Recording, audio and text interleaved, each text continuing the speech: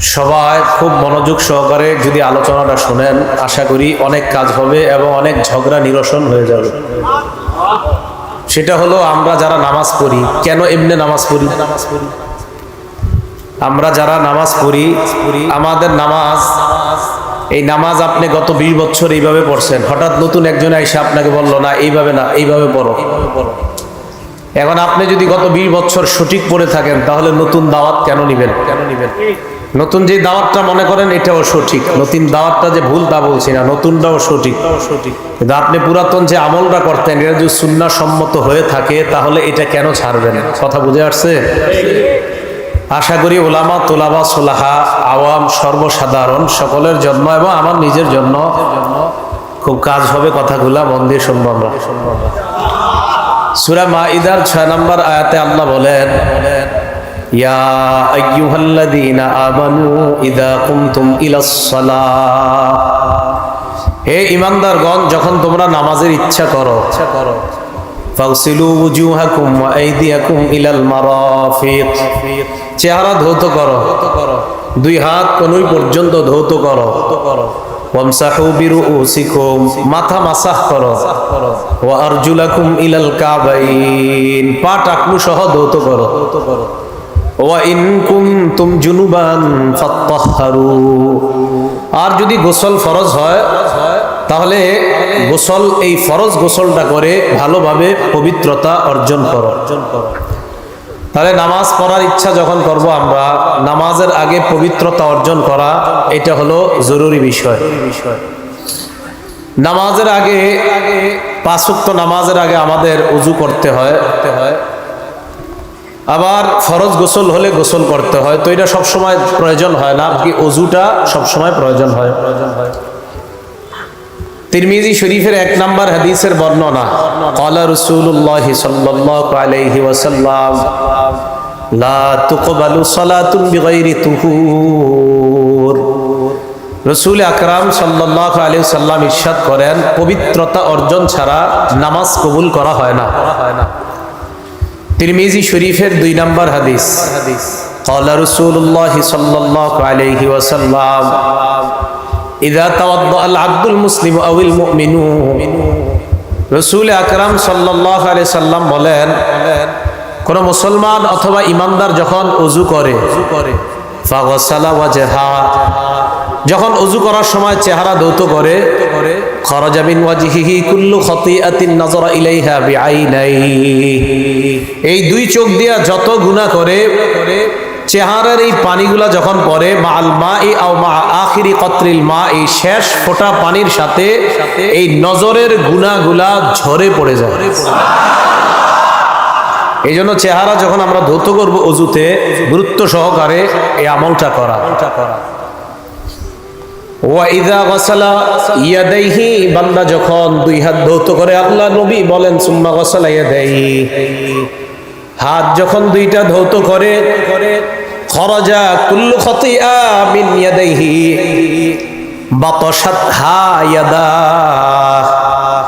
হাত যখন ধৌত করে, এই 2 হাত দিয়ে যত অপরাধ করছে, হাতের পানিগুলা পড়ার সাথে সাথে তার এই গুনাহগুলা ঝরে পড়ে যায়। তিরমিজি শরীফের 3 নম্বর হাদিস, ক্বালা রাসূলুল্লাহ সাল্লাল্লাহু আলাইহি ওয়াসাল্লাম, মিফতাহুস সালাতি আত-তুহুর, আল্লাহ নবী বলেন, নামাজের চাবি হলো পবিত্রতা অর্জন করা। নামাজের চাবি হলো পবিত্রতা অর্জন করা। মনে রাখবেন, পবিত্রতা অর্জন করা একটা আমল, ওযু করা একটা আমল। আজকে থেকে একটা হাদিস সবসময় মনে রাখবেন, আমরা জীবনে যত আমল করি, এই আমলটা যেন সুন্দর করে করি, এটা আল্লাহ পছন্দ করেন। দলিল একটা কিতাব আছে না, মুসনাদে আবি ইয়ালা, এই কিতাবের 4386 নম্বর হাদিসের বর্ণনা, عن عائشة الصديقة رضي الله تعالى عنها قالت قال رسول الله صلى الله عليه وسلم, আম্মা জান আয়েশা সিদ্দিকার বর্ণনা, আল্লাহ নবী বলেন, ইন্নাল্লাহা ইউহিব্বু ইযা আমিলা আহাদুকুম আমালান আইয়ুতিনা, তোমাদের কেউ যখন কোনো আমল করো, ওই আমলটা যেন ইত্তানের সাথে সুন্দরভাবে করো, এই বিষয়টা আল্লাহ পছন্দ করেন। আমল সুন্দরভাবে করা এটা আল্লাহ পছন্দ করেন। আমি আপনি জীবনে চলার পথে যত ভালো আমল করি এটা সুন্দরভাবে করা আল্লাহ পছন্দ করেন। বলেন অজু একটা আমল কিনা? এজন্য অজু যেন সুন্দরভাবে করেন, এটা নবীজির নির্দেশ। দলিল সহিহ বুখারী 6290 নাম্বার হাদিসের বর্ণনা। ক্বালা রাসূলুল্লাহ সাল্লাল্লাহু আলাইহি ওয়াসাল্লাম, আল্লাহ নবী বলেন, ইযা কুমতা ইলা সালাহ, যখন তুমি নামাজের ইচ্ছা পোষণ করবা, ফাসবিগিল ওযুআ, তখন পরিপূর্ণ রূপে সুন্দরভাবে ওযু করবা। নামাজের ইচ্ছা পোষণ করবা, সুন্দরভাবে পরিপূর্ণ ওযু করবা। তাহলে হাদিসে নবী পরিপূর্ণ বললেন। এখন আপনাদের প্রশ্ন, হুজুর পরিপূর্ণ ওযু কাকে বলে এটা জানতে চাই। এটা আবার মুসলিম শরীফের 246 নাম্বার হাদিস থেকে জানবো আমরা। সহিহ মুসলিম হাদিস নাম্বার 246, মাদ্রাসার পাঠ্যপুস্তক অনুযায়ী মোট হাদিস সংখ্যা হবে 3033টা। এই হাদিসের মধ্যে আসছে, ক্বালা রাসূলুল্লাহ সাল্লাল্লাহু আলাইহি ওয়াসাল্লাম, আল্লাহ রাসূল সাল্লাল্লাহু আলাইহি সাল্লাম এই হাদিসের মধ্যে আমার আপনার জন্য আজীব একটা শব্দ বলছে। আগে পুরো হাদিসটা শুনি। এক তাবী, তার নাম নুআইম ইবনে আব্দুল্লাহ। এই নুআইম ইবনে আব্দুল্লাহ উনি বর্ণনা করেন, উনি বলেন, রাআইতু আবু হুরায়রা রাদিয়াল্লাহু তাআলা আনহু ইয়াতাওয়াদ্দা, আমি আল্লাহর নবীর সাহাবা আবু হুরায়রাকে ওযু করতে দেখলাম। আবু হুরায়রাকে আমি দেখলাম, ফাগসালা ওয়াজহা, উনি যখন ওযু করে, ফাসবাগাল মা, চেহারা উনি ভালোভাবে ধৌত করে, উত্তম ভাবে ধৌত করে। এরপর বলেন, সুম্মা গাসালা ইয়াদাহুল ইউমনা ফাশরাআ ফিল আদুদ, ডান হাত বাহু পর্যন্ত, বাহু সহ সুন্দরভাবে ধৌত করে। ওয়াদাহুল ইউসরা ফাশরাআ ফিল আদুদ, বাম হাত বাহু পর্যন্ত সুন্দরভাবে বাহু সহ ধৌত করে। সুম্মা মাসাহা রাসা, মাথা মাসহ করে। সুম্মা গাসালা রিজলাহুল ইউমনা ফাশরাআ ফিস সাক, পায়ের নালা সহ ভালোভাবে ধৌত করে। ওয়ারিজলাহুল ইউসরা ফাশরাআ ফিস সাক, বাম পায়ের নালা সহ ভালোভাবে ধৌত করে। আবু হুরায়রা রাদিয়াল্লাহু তাআলা আনহু এইভাবে ওযু করার পর সামনে যারা তাদেরকে বললেন, হাকাযা রাআইতু রাসূলুল্লাহ সাল্লাল্লাহু আলাইহি ওয়াসাল্লাম ইয়াতাওয়াদ্দা, আমি যেইভাবে ওযু করলাম তোমাদেরকে দেখাইলাম, আল্লাহর নবীকে অবিকল এইভাবে আমি ওযু করতে দেখেছিলাম। আমি নবীজিকে দেখছি এইভাবে ওযু করে। ঘটনা শেষ হয় নাই, হাদিস শেষ হয় নাই। আবু হুরায়রা বলেন, সুম্মা ক্বালা রাসূলুল্লাহ সাল্লাল্লাহু আলাইহি ওয়াসাল্লাম, এরপর আল্লাহ নবী বলেন, আনতুমুল গুররুল মুহাজ্জালুনা ইয়াউমাল কিয়ামা মিন ইসবাগিল ওযু, পরিপূর্ণভাবে ওযু করার কারণে, পরিপূর্ণভাবে হাত, চেহারা, পা গুলা ধৌত করার কারণে কিয়ামতের ময়দানে তোমাদের হাত, পা আর চেহারা, এই অঙ্গগুলা, ওযুর অঙ্গগুলা কিয়ামতের ময়দানে কোটি কোটি মানুষের মাঝে চকচক করতে থাকবে, এইভাবে জ্বলতে থাকবে। অন্য বর্ণনায় সাহাবারা বললেন, ইয়া রাসূলুল্লাহ, কিয়ামতের ময়দানে আমাদেরকে আপনি কিভাবে চিনতে পারবেন? আল্লাহ নবী কয়, তোমরা ওযু করার কারণে ওযুর অঙ্গগুলা কিয়ামতের ময়দানে এমন চমকাইতে থাকবে, আমি দেখলেই চিনতে পারবো এগুলাই হলো আমার উম্মত। ওযু সুন্দরভাবে করা, এখন থেকে যে নামাজের আগে কোনো মতে ওযু করা, বাস মাইরা দিলাম, এরকম যেন না হয়। সুন্দরভাবে ওযু করা। আল্লাহ নবী কয়, ফামানিস্তাতা মিনকুম, তোমাদের কেউ যদি চাও তাহলে ফালইউতিল গুররাতা ওয়া তাহজিলা, তাহলে এই আলোটা, এই সৌন্দর্যতা আরো বাড়ায় নাও। তার মানে ওযু যত সুন্দর হবে, তোমার চেহারা, হাত, পা কিয়ামতের ময়দানে তত বেশি চমকাইবে। এখন কথা আছে আরেকটা। কি কথা? ওযু করতে গিয়ে আপনি জামাত প্রথম রাকাতে তাকবীরুল্লাহ ধরতে গিয়ে কোনো মতে সেরে লাইছেন কাম, অঙ্গ শুষ্ক রয়েছে, এটার কি ঝামেলা? ঝামেলা আছে। দলিল সহিহ বুখারী 60 নম্বর হাদিস। আব্দুল্লাহ ইবনে ওমর রাদিয়াল্লাহু তাআলা আনহুমার বর্ণনা। আব্দুল্লাহ ইবনে ওমর বলেন, তাখাল্লাফা আন্না নবী সাল্লাল্লাহু আলাইহি ওয়াসাল্লাম ফি সাফরাতিন সাফারনাহা, এক সফরে আমরা আল্লাহর নবীর সাথে ছিলাম। সফরে আমরা সামনে চলে গেলাম, কোন কারণে আল্লাহর নবী সফরে পিছনে পড়ে গেলেন। সফরে হইতে পারে না এরকম, আমরা সামনে চলে গেলাম, নবী পিছনে পড়ে গেলেন।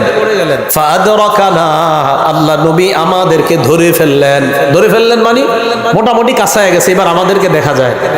এর মাঝে ঘটনা হয়ে গেছে কি, ওয়াকাদ আরহাকাতনাস সালাহ, আসরের নামাজ ছুটে যাবে অবস্থা আমাদের। তাই আমরা চিন্তা করলাম তাড়াতাড়ি আসর পড়া দরকার। ওয়া নাহনু নাতাওয়াদ্দাউ, ওযু করতে লাগলাম। তো কোন মতে আসর যেহেতু পড়তে হবে, আমরা ওযু করতে লাগলাম। ওয়াজআলনা নামসাহু আলা আরজুলিনা, কয় পাগুলা কোন মতে ধুইলাম, কোন মতে তাড়াতাড়ি ধুইয়া দাঁড়াইতে হবে। আল্লাহর নবী আমাদের কি পিছন থেকে দেখলেন, না দা আলা সাউতিহি, জোরে ডাক দিলেন, এই এভাবে জোরে ডাক দিস, ওয়াইলুল লিল আকাবি মিনান নার, ওয়াইলুল লিল আকাবি মিনান নার, ওয়াইলুল লিল আকাবি মিনান নার। নবীজি একবার দুইবার, হাদিসের বর্ণনায় দুইবার বা তিনবার বললেন যে অঙ্গগুলা ধৌত করা হয় নাই এইগুলা জাহান্নামে। পায়ের পিছনে তোমাদের শুকনা রয়েছে, এই শুকনা অঙ্গগুলা জাহান্নামে। পায়ের পিছনে শুকনা রয়েছে, শুকনা অঙ্গগুলা জাহান্নামে। নবী সাল্লাল্লাহু আলাইহি সাল্লাম বললেন, তাড়াহুড়া করে যে উযু করলা, পায়ের পিছনে তো শুকনা রয়ে গেছে, এটা জাহান্নামে যাবে। তো পা যদি না ধোয়ার কারণে জাহান্নামে যায়, জাহান্নামে কি শুধু পায়ের ওই অংশ যাবে না পুরো বডি যাবে? বডি যাবে। তাহলে আল্লাহ আমাদেরকে সতর্কতার সাথে ওযু পরিপূর্ণ রূপে করার তৌফিক দান করেন। এখন কথা হলো, ওযু পরিপূর্ণ করতে গিয়ে আবার পানি অপচয় করা যাবে না? কি করা যাবে না? বলেন না, কি করা যাবে না? আপনারা যে ট্যাপ কল ছাড়েন মসজিদে, প্রচুর পরিমাণ পানি অপচয় করে। দলিল ইবনে মাজাহ 425 নাম্বার হাদিস, ইবনে মাজাহ হাদিসের কিতাব 425। মাররা রাসূলুল্লাহ সাল্লাল্লাহু আলাইহি ওয়াসাল্লাম বিসাআদ, আল্লাহ নবী তার সাহাবা সাদ রাদিয়াল্লাহু তাআলা আনহুর পাশ দিয়ে অতিক্রম করলেন। সাদ রাদিয়াল্লাহু তাআলা আন ওযু করতেছিলেন, আল্লাহ নবী তাকে বললেন, মা হাদা সারফু ইয়া সাদ, হে সাদ, ওযুর মধ্যে এত অপচয় কেন করো? হযরতে সাদ জবাব দিলেন, ইয়া রাসূলুল্লাহ আফিল ওযু ইসরাফ, হুজুর ওযুর মধ্যেও কি অপচয় হয়? আল্লাহ নবী জবাব দিলেন, নাম ওয়া ইন কুনতা আলা নাহরিন জার, প্রবাহ বা নদী সমুদ্রের মধ্যেও যদি ওযু করো আর যদি বেশি পানি খরচ করো, এটাও অপচয়। সমুদ্রে আপনি ওযু করলেন, সমুদ্রে কি পানি শেষ হবে? নবীজি কয়, সমুদ্র নদীর মধ্যেও যদি ওযু করো আর এই ওযুতেও যদি তোমার পানি বেশি খরচ হয়, এটাও অপচয়। তাহলে ট্যাপ কল দিয়ে যারা ওযু করেন, এটা সতর্কতার সাথে ওযু করা। এজন্য আপনারা মা বোনরা যারা বাসা বাড়িতে ওযু করি, আমি আপনি আমরা সবাই ট্যাপ কলে ওযু না করে ওখান থেকে পানিটা নিয়ে আলাদা কোনো পাত্রে দিয়ে ওযু করলে তাহলে পরিমিত পানি খরচ হবে, এই পানির অপচয় নামক গুনাহ থেকে বাঁচা যাবে। আল্লাহ আমাদেরকে বুঝার তৌফিক দান করেন।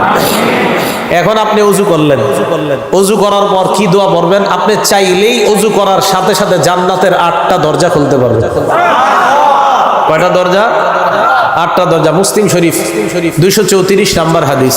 ক্বালা রাসূলুল্লাহ সাল্লাল্লাহু আলাইহি ওয়াসাল্লাম, আল্লাহ নবী বলেন, মা মিনকুম মিন আহাদিন ইয়াতাওয়াদ্দা, তোমাদের কেউ যখন ওযু করবা, ওযু করার পর ফায়ুবলিগুল ওযুআ আও ইউসবিগুল ওযুআ, পরিপূর্ণ রূপে ওযু করবা।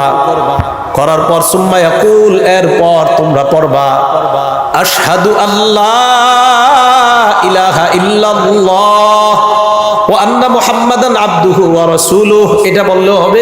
আর আপনারা যেটা পারেন, ওয়া আশহাদু আন্না মুহাম্মাদান আবদুহু ওয়া রাসূলুহু, এটা বললেও হবে।